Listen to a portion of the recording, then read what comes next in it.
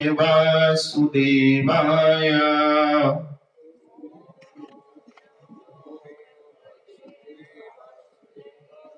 सब बोले ओम नमो भगवते वासुदेवाय।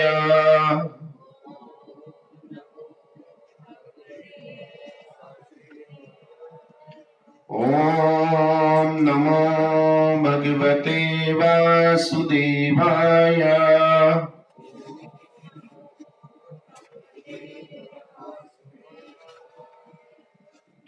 ओम इसमें ब्रह्मा विष्णु महेश तीनों सम्मिलित रहते हैं। आ उमा। ब्रह्मा इस संसार का सृजनात्मक विकास करते हैं, विष्णु जी पालन करते हैं, महादेव शंकर अनुशासन करते हैं, संहार करते हैं। सृजन शक्ति को हम लोग जनरेशन बोलते हैं, जनरेट बोलते हैं। पालनहार शक्ति को हम ऑपरेटर बोलते हैं, ऑपरेट बोलते हैं। डिसिप्लिन, डेस्ट्रॉय, संहार और अनुशासन के लिए। तो ब्रह्मा जी जनरेट करते हैं, विष्णु जी ऑपरेट करते हैं और शंकर जी उसको अनुशासित और संहार करते हैं, डेस्ट्रॉय करते हैं। इस जनरेट का जी, ऑपरेट का ओ, डेस्ट्रॉय का डी मिलाकर हम जीओडी कोड बना देते। जनरेट मतलब ब्रह्मा जी ने सृष्टि को प्रकट किया, तो उस जनरेट का हमने जी ले लिया, ऑपरेट का ओ ले लिया, और डेस्ट्रॉय का या डिसिप्लिन का डी ले लिया, और क्या बना दिया हमने? गॉड। हमारे यहां उसको ओम कहा गया। अगर कोई मूर्तियों की पूजा करता है या नहीं भी करता, ओम के नीचे हम सब एक हो जाते हैं। आर्य समाज हो, गायत्री परिवार हो, अन्य बहुत सारे संगठन हैं। आ उमा प्रणव अक्षर के मध्य ये तीनों एक। इसलिए आज की सभा हमने ओम नमो भगवते वासुदेवाय ये 12 अक्षर मंत्र से आरंभ की। ओम, ए ब्रह्मा विष्णु महेश, नमो, हम आपको नमस्कार करते हैं क्योंकि आप इस सृष्टि को चलाने वाले हो, आप ही जन्म देने वाले हो, आप ही हमें पालने वाले हो, फिर हमें वापस बुलाने वाले हो। हमारे जीवन का सबसे बड़ा सत्य होता है इस धराधाम से जाना, जिससे हम पूरे जीवन भर अनजान बने रहते हैं।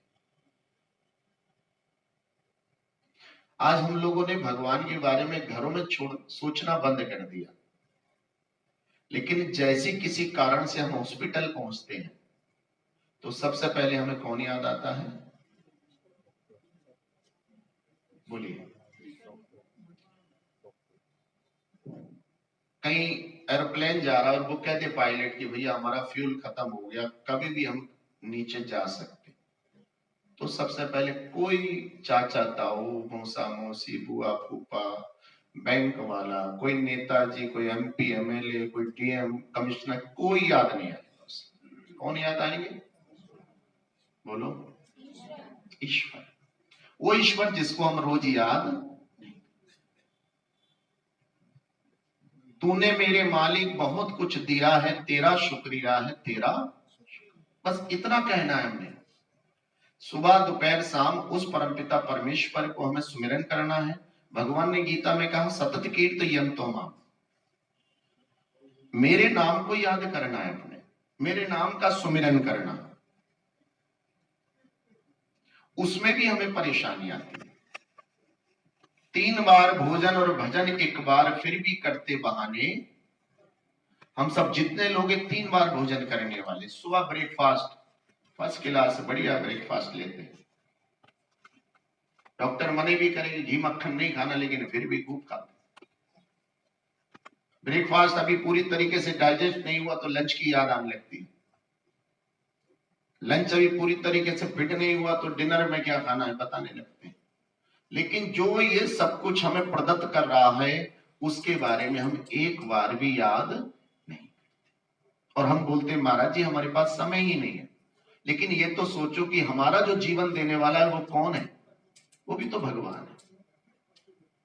जो माता पिता हमें अपनी सारी संपत्ति सौंप रहे हैं, जमीन सौंप रहे हैं, पैसा सौंप रहे हैं, जेवर इत्यादि दे रहे हैं, उसी की सेवा करने के लिए आपके पास समय नहीं है, तो माता पिता तो ठगे गए। आपके लिए इतना बड़ा स्टेट इकट्ठा किया उन्होंने, इतना बड़ा ऐश्वर्य बनाया, ताकि आप हमेशा गुणगान करते रहोगे। हमारे पिताजी ने बहुत मेहनत परिश्रम करके हमारे लिए मकान जायदाद सब कुछ दिया, हमारा विवाह करा, बच्चे हो गए, और आज हम बच्चे अपने माता पिता की छोटी छोटी कमियां बनाकर उनके किए कराए पर सब पानी फेर देते, और वही हम करते ईश्वर के साथ। तुम्ही हो माता पिता, तुम्ही हो बंधु च सखा, तुम्ही। कहते हैं भगवान तुम ही हमारे मित्र भी हो। मित्र वो होता है जो दुख में काम आता है, भाई वो होता है जो हमारी बीमारी में काम, हमारे संकट में हमारे साथ खड़ा होता भाई होता है। और माता का तो क्या कहना, चलो माता का नाम लिया संतोष जी आगे, बोलो हरे कृष्ण। माता का क्या कहना भैया,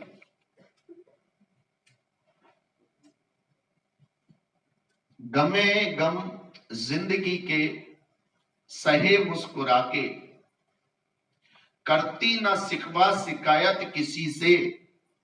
कि माँ जो होती है वो किसी से कभी शिकायत, वो तो ये भी नहीं कहती बेचारी कि मेरा बच्चा गलत है। वो पति की भी सहती है, सास ससुर की भी सेवा करती है, बच्चों की भी सेवा करती है। यही नहीं पता लगता वो हमारी माँ कब सोती है कब खाती है। बच्चे रात को सोए तो माँ जग रही थी, बच्चे सुबह उठे तो भी माँ, बच्चों को नाश्ता खिलाया खाना खिलाया, लेकिन बच्चों ने माँ को खाते हुए नहीं देखा।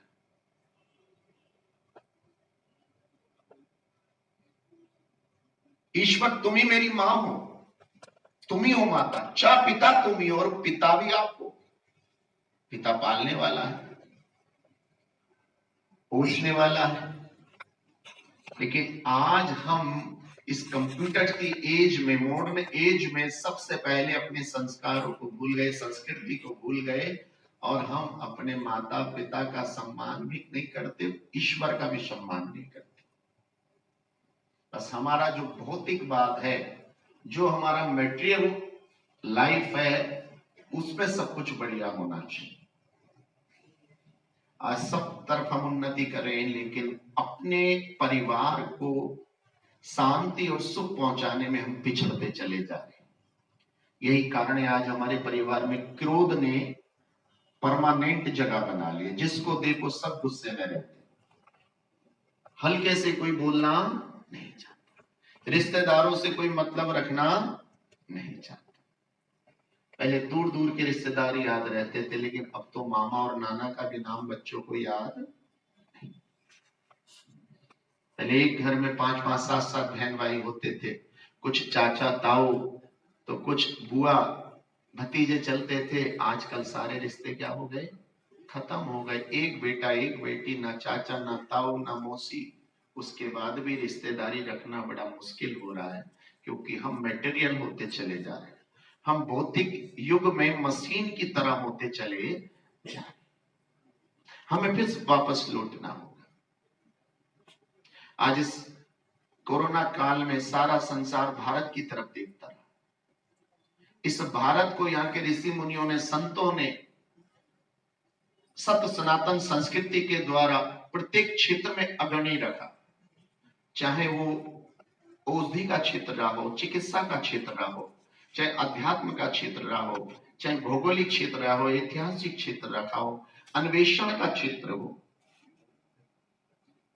जो ज्योतियों से गणना करके बहुत पहले, आज से हजारों लाखों साल पहले बता दिया था कैसे सूर्य ग्रहण होता है, कैसे चंद्र ग्रहण होता है, किस प्रकार से ये ग्रह हैं, वो आज आकर हम बता पा रहे हैं।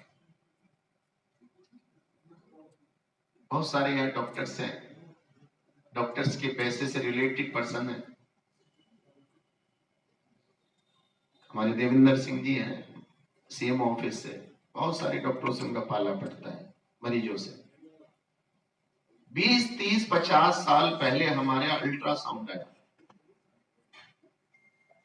कितना साल होगा पुराना, 50 साल होगा, 60 साल लगा लो।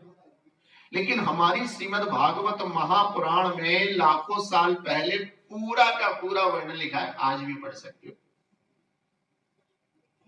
0 डेज से स्टार्ट करके 9 महीने 10 महीने तक, जब तक कोई बच्चा मां के गर्भ में विकसित होता है, उसका पूरा वर्णन आज भी पढ़ लीजिए आप श्रीमद् भागवत में।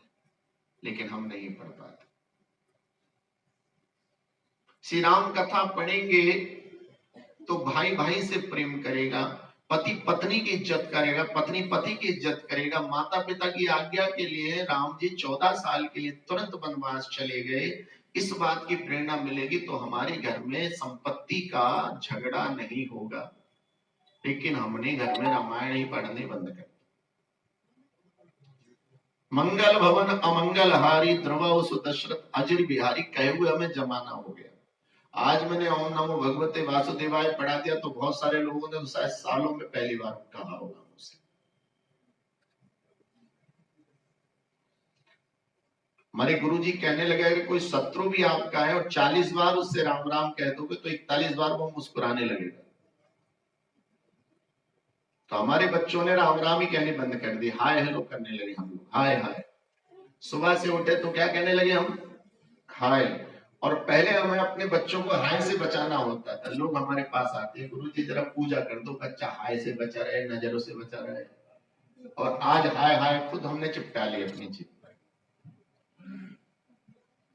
हाय हेलो छोड़िए, हरे कृष्णा बोलिए, राम राम कहिए भैया।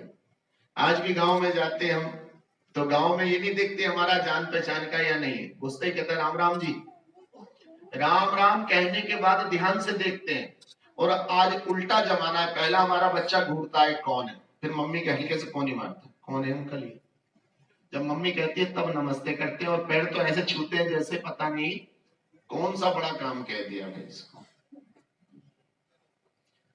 ये माता पिता पैर क्यों छुआते थे? उसके लिए ये हमारे मार्कंडेय ऋषि है, उसका बहुत सुंदर कथा आती है।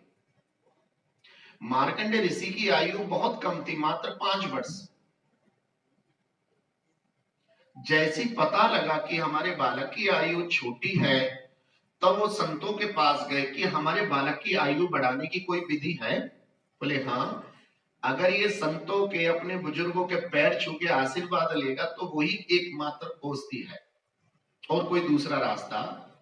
जब भी कोई आपके पैर छूता आपके मुंह से क्या निकलता है? जोर से बोलिए, जीते रहो, 100 साल जियो। बोलो, कोई ये तो नहीं कहता कि भाई राष्ट्रपति बन जाओ, प्रधानमंत्री बन जाओ, वकील बन जाओ, डॉक्टर। एक ही शब्द निकलता, जीते। 24 घंटे में हमारी जीभ से एक ना एक बात सत्य निकलती है। तो जब 10-20 लोग हम चरण छूते हैं तो 2 काम होते हैं, तो फ्री में हमें आशीर्वाद मिलता है। दूसरी बात, जो हमारी रीढ़ की हड्डी है वो 3 बार मुड़ती है। रीढ़ की हड्डी का आज भी इलाज नहीं है, बेल्ट बांध के लोग घूमते हैं। लेकिन हमारे ऋषि मुनि बहुत तीक्ष्ण बुद्धि के थे, उन्होंने ऐसा अभिवादन निकाला जिसमें पैर छूना होता था और पैर का भी अंगूठा। फैशन में तो आजकल घुटना छूते हैं लोग, और जितने लोग घुटना छूते फिर उनके घुटनों में दर्द होता।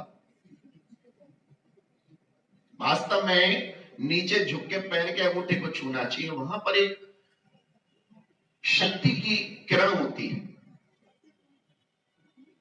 तो जब मार्कंडेय ऋषि से कहा गया कि आपको चरण छूने, तो उस समय एक संत के जैसे चरण छुए। संत उस समय तपस्या करके आए थे, उनके मुंह से निकल गया शतायु भव।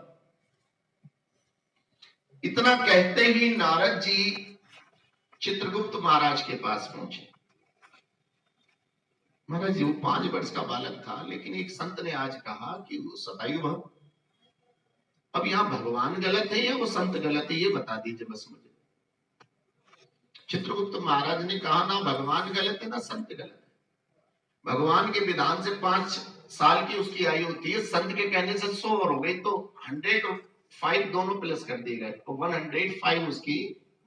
प्रबल प्रेम के पाले पढ़कर हरि को नियम बदलते देख। हम साधु संतों का संग क्यों करते? साधु संग सर्व शास्त्र कहे, लब मात्र साधु संग सर्व सिद्धि हो। साधु कौन है? लाल कपड़ा पहनने से, लंबा तिलक लगाने से कोई साधु नहीं होता। जिसने अपने जीवन को साध लिया है, जो सुबह प्रातः काल जल्दी उठ जाता है, माता पिता को प्रणाम करता है, बड़ों का सम्मान करता है, नियत कर्मों को करते हुए, भगवान की भक्ति को करते हुए अपने गृहस्थ कर्तव्य का पालन करता है, सत्य बोलता है, मुस्कुरा के रहता है, क्रोध नहीं करता, कपट नहीं करता, लोगों से प्रेम करता है, वो सब के सब क्या है? साधु। आप में से बहुत सारे साधु हो सकते।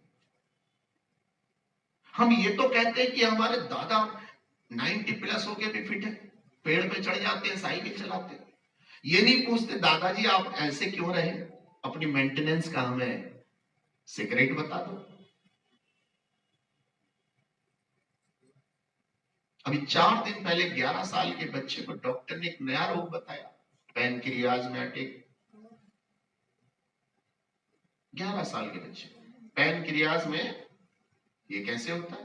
बोले गुरुजी ये जो आजकल मोमो चाउमीन और जो ये केमिकल खा रहे बच्चे, बच्चों की आंतें कमजोर है, पाचन क्रिया खत्म हो रही है उससे, लेकिन फिर भी आज हमारे यहाँ सब फैशन कौन सा चल रहा है? विनाश काले विपरीत। बुजुर्ग कहते हैं सुबह जल्दी उठो, हमारे बच्चे देर से उठते। बुजुर्ग कहते हैं रात को जल्दी सो, हम देर से। बुजुर्ग कहते हैं कि भैया समय पे खाओ और शुद्ध खाओ, हम ना शुद्धता देखते, फास्ट फूड जंक फूड में हमने अपने जीवन बर्बाद करने शुरू। और ये फास्ट फूड जंक फूड सबसे पहले हमारा पाचन क्रिया खत्म करती है। और कहते हैं यहीं से हमारा एक शास्त्र का श्लोक होता है, आहार शुद्धो सत्व शुद्धो ध्रुवा स्मृति।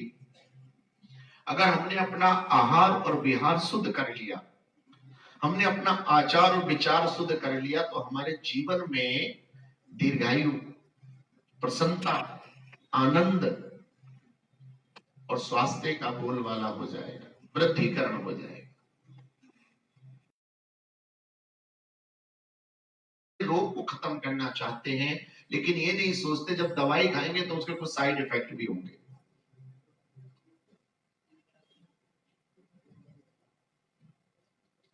क्यों ना हम दवाई ना खाएं?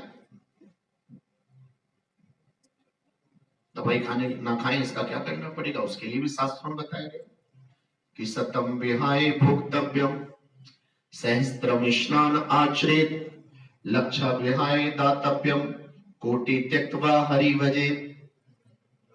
100 काम छोड़कर भोजन करो, वो भी समय से। आज हमारा टाइम टेबल गड़बड़ हो गया है। डॉक्टर बताते हैं समय पे नाश्ता, सुबह उठने से 2.5 घंटे के अंदर नाश्ता आपके पेट में जाना चाहिए। उसके 4 घंटे बाद भोजन जाना चाहिए, फिर उसके 6 घंटे बाद दूसरा भोजन जाना चाहिए, बीच में आपको आराम देना चाहिए।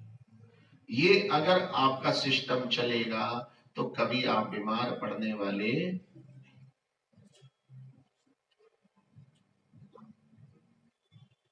आज हमारा नाश्ते का टाइम नहीं, आज हमारा खाने का टाइम नहीं। शास्त्र कह रहा है 100 काम छोड़कर भोजन करो, हम तो एक काम के लिए भोजन छोड़ देते।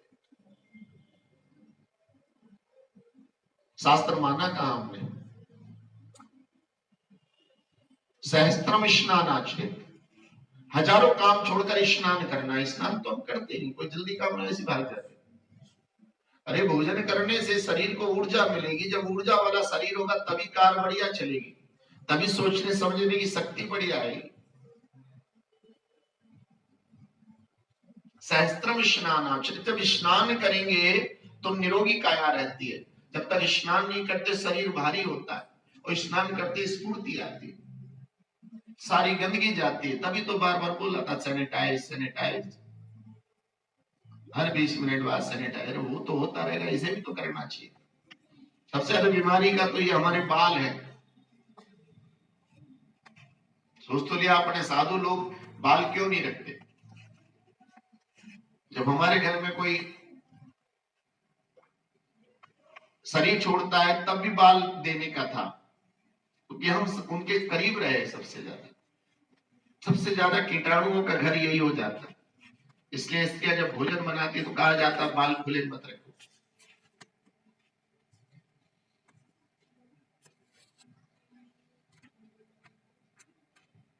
लक्षा व्याय दातव्यम, लाखों काम छोड़कर हमें क्या करना है? लाखों काम छोड़कर हमें दान देना। लक्षा विहाय दातव्यम, दातव्यम कहते हैं देने को, देने की प्रवृत्ति हमारी होनी चाहिए। हम ले लेकिन दे नहीं।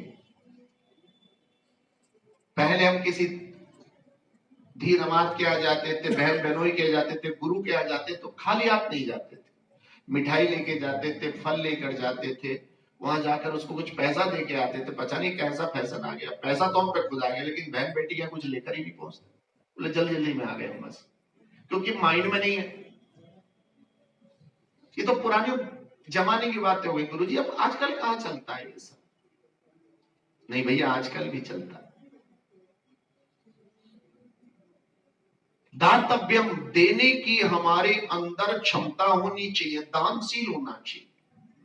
और दान हमेशा उस वस्तु का होता है जो हमें सबसे ज्यादा प्रिय है। विश्वामित्र आए दशरथ महाराज से दान में दोनों पुत्र मांगे। जो दोनों पुत्र क्या हैं? बोलिए हरि बोल। जो दोनों पुत्र क्या हैं? प्रिय हैं दशरथ जी।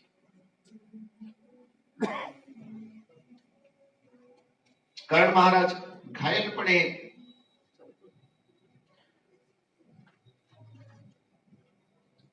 कर्ण महाराज घायल पड़े, मृत्यु की प्रतीक्षा करें, लेकिन उसी समय भिक्षुक बन के पहुंचे। बोले इस समय तो कुछ है नहीं, लेकिन ध्यान आ गया कि मेरे मुंह में एक दांत सोने का। वही पत्थर उठा के तोड़ लिया अपने उसको, और जब पत्थर उठा के तोड़ा तो फिर क्या हुआ कि वो दांत हाथ में आ गया कि महाराज जी ये ले लीजिए, ये मेरे पास सोना है, सोना है।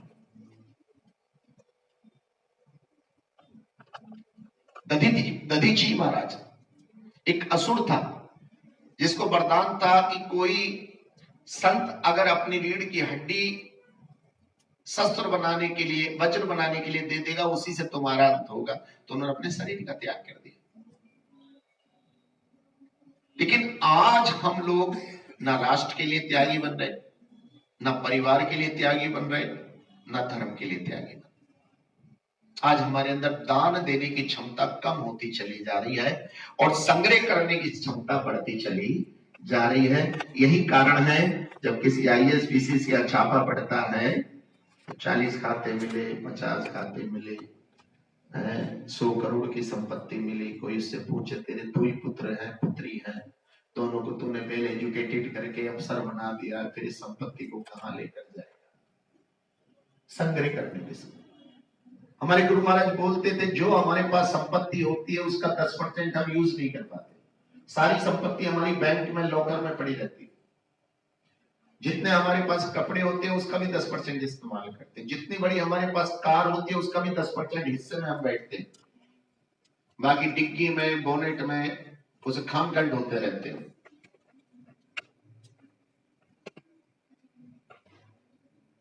अंत में आता है कोटि त्यक्त्वा हरि भजे, करोड़ों काम छोड़कर हमें हरि का भजन करना।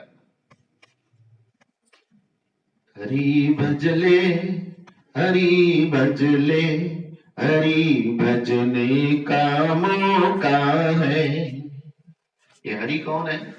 जो हमें हर के ले जाता है, पता नहीं लगता कब हर के ले जाए। युधिष्ठिर महाराज से पूछा गया, संसार का सबसे बड़ा आश्चर्य बताओ। कहा महाराज, रोज किसी ना किसी को जाते हुए देखते हो। कोई मित्र हमारा जा रहा है, कोई भाई बंधु हमारा जा रहा है, कोई समाज का पड़ोसी जा रहा है, लेकिन उन सब के जाते हुए देखने के बाद भी हम अपने जाने से अनजान बने हुए हैं कि हमें भी एक दिन जाना है। अभी 15 दिन बाद अगर आपको बॉम्बे जाना हो, बेंगलोर जाना हो या अमेरिका जाना हो, तो उसकी तैयारी कितने दिन पहले कर देते। सूटकेस कैसा होना चाहिए, उसमें कपड़े कितने जोड़े होने चाहिए, कौन सा मौसम आएगा, टूथपेस्ट कौन सा रखें, क्रीम कौन सा रखें, पैसे इतने होना चाहिए, टिकट कब है हमारा, कितनी तैयारी करते हैं। जहां हफ्ते 10 दिन के लिए जाते हैं और जहां हमें परमानेंट जाना है वहां का तो हमें ना अभी तक कोई पता है, ना गली नंबर पता है।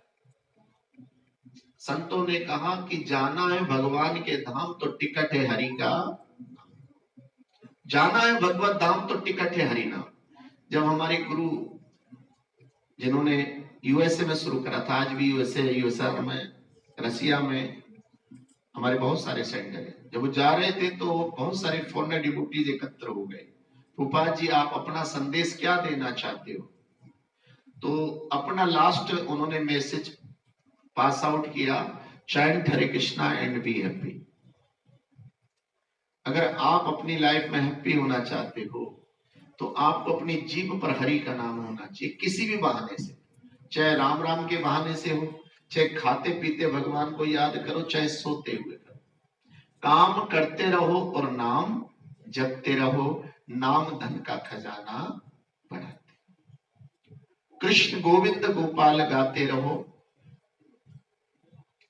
हमारी जीभ पर अगर भगवान का नाम ले रहेगा, भजन रहेगा, ध्यान रखना एक बात, जब हम कोई गाना गुनगुनाते हैं, भजन गाते हैं, तब हम थोड़े हल्के हो जाते हैं और हम बोलते हैं मनोरंजन।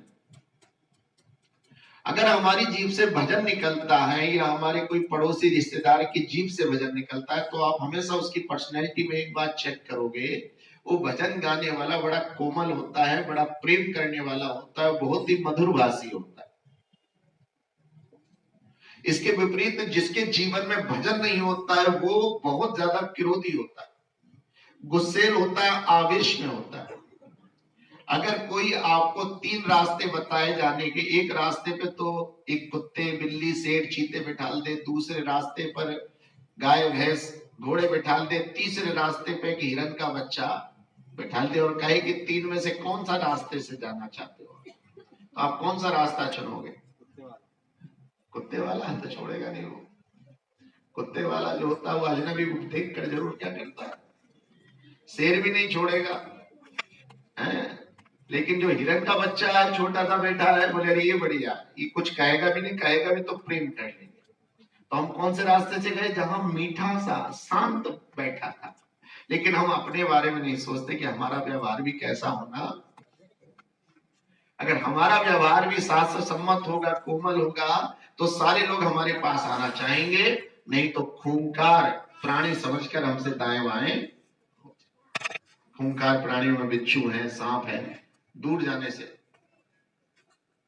दूर रहो भैया, इसके पास मत जाओ, जैसे पास जाओगे क्या करेगा? नुकसान। तो जब हमारा जन्म हुआ तब हमने एक जीवन जिया और उस जीवन में हमारा सुधार होना चाहिए। एक बहुत सुंदर बात आती है कि भजन करे पाताल में, प्रकट होए आकाश, और दाबी दूबी ना रहे कस्तूरी की बास। कस्तूरी जो होता है मृग, वो उसकी नाभि में खुशबू होती है, वो कितना चाहे लेकिन फिर भी वो क्या होती है? फिर गुलाब के फूल लाकर चाहे मंदिर में रखो या कहीं बाहर भी डाल दोगे, इसको जहां भी डालोगे उसमें से क्या निकलेगी? खुशबू निकलेगी। ऐसी हमारा जीवन भी होना चाहिए। जिस आत्मा के निमित्त हम यहां विराजमान हैं, लगभग 65 वर्ष इस धराधाम को श्वासित किया, सुगंधी फैलाई, अपने मृदुल विचार से, व्यवहार से। उनके लिए जरा 3 बार मेरे पीछे आप हाथ उठाएंगे दोनों और बोलिए हरे कृष्णा। जोर से बोलेंगे हरे कृष्णा कृष्णा कृष्णा हरे हरे, हरे राम राम राम हरे हरे, हरे कृष्णा कृष्णा कृष्णा हरे हरे, हरे राम राम राम हरे हरे। तो मैं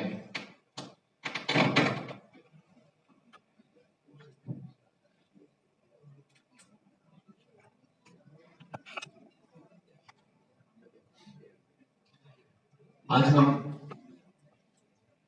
श्रीमान रजनीश कुमार सिंह जी के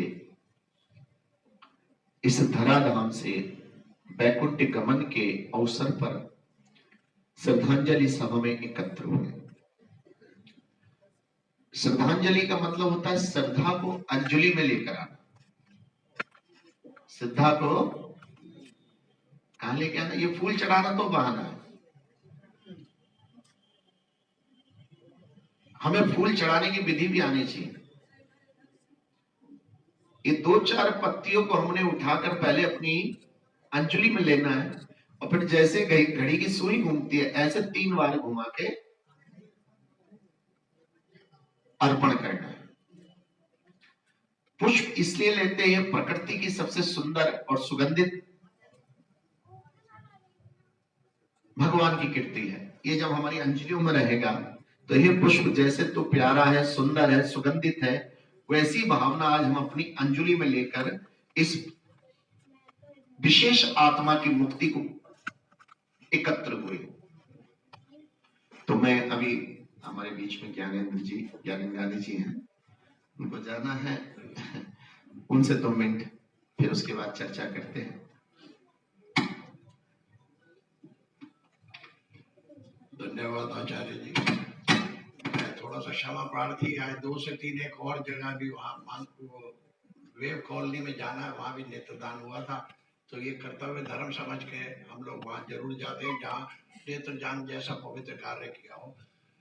ओम विश्वानि देवस्य दुरितानि परा